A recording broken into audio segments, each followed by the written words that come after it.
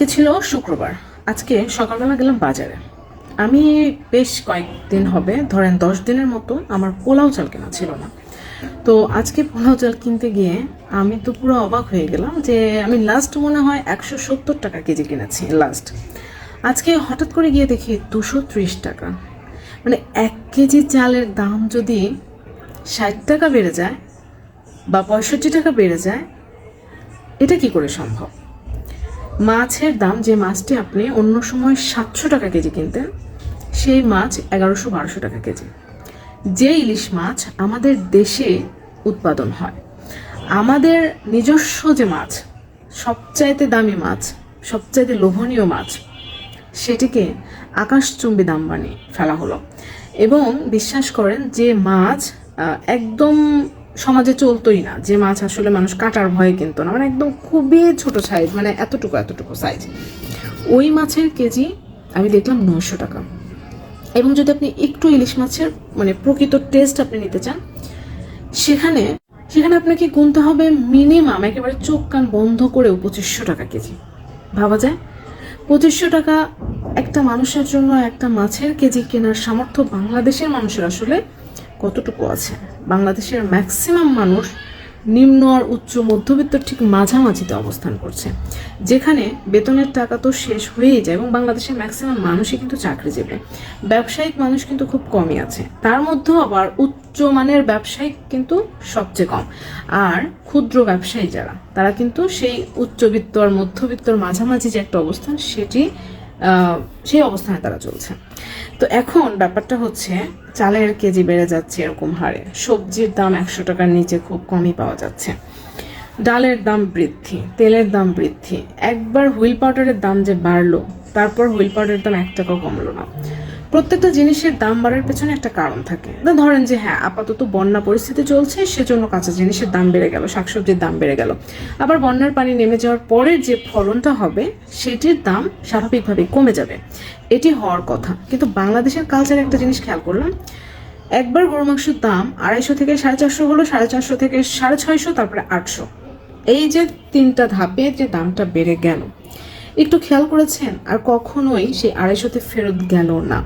হুট করে সাধারণ মানুষের উপরে যে একটা ভার, মানে আমাদের দেশ থেকে যে একটা ভার ফেলা হয়, মনে হয় যে আকাশ থেকে পুরো দেশের জনগণের উপরে, মানুষের উপরে একটা বিশাল কিছু ফেলে দেওয়া হলো, যে এই ভারটা তুমি নিতে পারবা কি পারবা না ওইটা আমার দেখার বিষয় না, কিন্তু এই ভার তোমাকে আমি দিবই, এরকম একটা ব্যাপার আমার কাছে মনে হয়। তো এই যে দ্রব্যমূল্যের যে দাম বেড়ে গেল, গ্যাসের দাম বাড়ছে, ম্যাক্সিমাম শহর কেন্দ্রিক মানুষ সিলিন্ডার গ্যাস ব্যবহার করছে। তারপর কিছুদিন আগে আমার বাসার সার্ভিস চার্জ কিন্তু বেড়েছে। তারপর প্রতি বছর আপনি খেয়াল করে দেখবেন, যারা শহর কেন্দ্রিক জীবনযাপন করে এবং বিশেষ করে যারা ভাড়া বাসায় থাকে, প্রতি বছরেই কিন্তু বাসা ভাড়া বাড়ানোর একটা টেন্ডেন্সি খেয়াল করা যায়। তারপর এই যে ধাপে ধাপে যেভাবে জীবনযাত্রার মানকে বাড়ায় করা হয়, যে জীবনযাত্রার মান বেড়েছে, আসলে জীবনযাত্রার তো মান বাড়ে না, মানুষের সঞ্চয় কমে, মানুষের অর্থ কষ্ট বাড়ে, মানুষ সামনের দিনগুলোতে একেবারেই ক্যাশ টাকা থাকে না।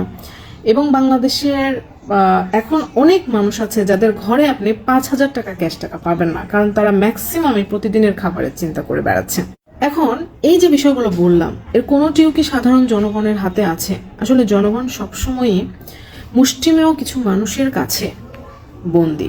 তো সেই জায়গা থেকে আসলে কোন ফর্মুলা ব্যবহার করবেন, বা আসলে এই মুহূর্তে কোন পদ্ধতি ব্যবহার করবেন, বা কোন কৌশল অবলম্বন করে আপনি আপনার ওইটুকু টাকার মধ্যেই খরচটাকে একই রাখতে পারবেন, সেটা চলেন একটু আলোচনা করি। একটা বাসায় এখন নর্মালি একটা গেস্ট আসা মানে 3 থেকে 4,000 টাকা একেবারে শেষ, যেখানে কিনা একটা পরিবার মাসের অর্ধেক পর্যন্ত 4,000 টাকায় চালাচ্ছে। তারপর মানুষের এখন আত্মীয়তা রক্ষা করে, সম্মান দেখানোর জন্য আত্মীয়তা রক্ষা করে চলা এখন কিন্তু মোটেও আর সম্ভব না। তাই আত্মীয়তা আপনাদেরকে ফোনে মেনটেন করতে হবে, আসা যাওয়াটা একটু কমিয়ে দিতে হবে।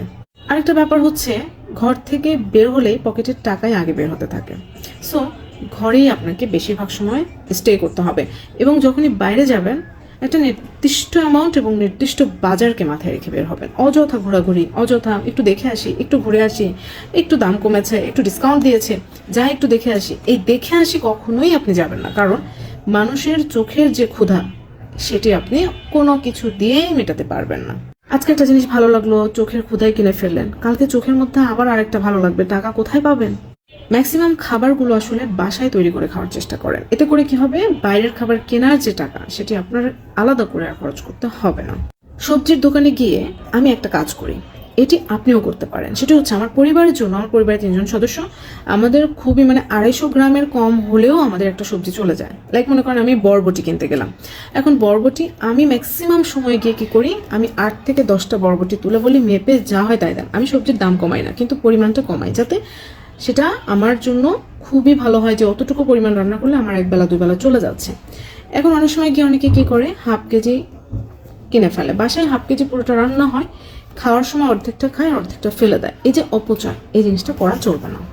পরিবারের মানুষগুলো একে অন্যের সাথে আলোচনা করেই চলতে হবে। প্রতিবেলায় মাছ খাওয়া যাবে না, প্রতিবেলায় মাংস চলবে না। আপনাকে সকালের নাস্তায় রুটি বা আগের রাতের ভাত বা পান্তা ভাত, খরচ যতটা কমিয়ে চলা যায়, বা মুড়ি দিয়ে আপনি চা খেতে পারেন, বা ব্রেড খেতে পারেন, বা কলা খেতে পারেন, একটু কমের মধ্যে কিভাবে করা যায় আপনি আপনার বাসার টাকার পরিস্থিতি বুঝে এটি আপনি মেনটেন করবেন। এটি তো আসলে এখান থেকে আমি করে দিতে পারবো না, এটাই স্বাভাবিক। সারাদিনের যে কোনো এক বেলাতে আপনি মাছ বা মাংস রাখতে পারেন, তবে আগে যদি 5 টুকরো খেতেন এখন আপনি 2 টুকরো খাবেন। ওই যে বাকি 3 টুকরো আপনি পরের দিন খেতে পারবেন। এটি কিন্তু আপনার সত্যি খরচ বাঁচিয়ে দিবে। দেখুন, আপনি খাবার খেয়ে ওঠার পরে পৃথিবীর কেউ আপনাকে জিজ্ঞেস করবে না তুমি কত টুকরো মাছ খেয়েছিলে, তুমি কতটা বড় মাছ খেয়েছিলে, কতটা দামি মাছ খেয়েছিলে। আপনি একটা ডিম ভাজি করে, পরিবারে 2জন থাকলে ভাজি করে খেয়ে নেবেন। মাঝে মাঝে আমিও কিন্তু এটা করি যে ঠিক আছে আজকে রান্না করতে ইচ্ছে করছে না, বাসায় কিছু নেই, বাজার করা হয়নি, একটু আলু ভর্তা ডিম ভাজি করেই খাওয়া হয়ে যায়। কয় টাকার খরচ পড়ে বলেন? এই জায়গাটাতে কিন্তু অনেক বড় একটা অ্যামাউন্ট সেভ হয়ে যায়। আবার মাঝে মাঝে যখন অনেক ভারী কিছু খাবার খাওয়া হয়, অনেক হয়তো একটু এক্সপেন্সিভ মাছ কেনা হয় বা গরু মাংস একটু বেশি রান্না করা হয়, সেক্ষেত্রে কিন্তু অন্য সময়গুলোতে বা সপ্তাহের আরো 2 দিন অন্যান্য একটু কম দামি খাবার বা ডিম, আলু ভর্তা, ডাল, এই টাইপের খাবার খেয়েও কিন্তু খুব সুন্দরভাবে খরচটাকে ব্যালেন্স করা যায়। হিসাব করে খরচ করার কোনো বিকল্প নেই। আগে যেমন রান্না করার সময় না একটু বেশি দিয়ে দেয়, এই কাজটা করা যাবে না। একটু হিসাব করে চলতে হবে আপনাকে, পরিমাণ যতটুকু অতটুকুই করতে হবে, বা তার থেকে একটু কম করে আপনি একটু ভাগাভাগি করে খেলেন। মাছের টুকরো যেখানে আগে 1 টুকরা করে খেতেন, আমি এমন পরিবারের কথা বলছি যাদের সত্যি মাস চলতে কষ্ট হচ্ছে, তো মাছের টুকরো আপনারা আগে 1 পিস করে খেতেন, এখন কি করবেন, 2 টুকরা মাছ রান্না করে সেটা শেয়ার করে হাফ করে খাবেন, অসুবিধা তো নাই। মাছ অনেক খেলে কি এমন হবে বলেন? হুটহাট অটো রিকশায় ওঠা বন্ধ করুন, হাঁটার অভ্যাস করে তুলুন, এতেও আপনার খরচ কিন্তু কমবে। আপনার সন্তানকে ছোট থেকে হাঁটার অভ্যাস করে তুলুন, আপনার সন্তানও কিন্তু আপনাকে বুঝবে।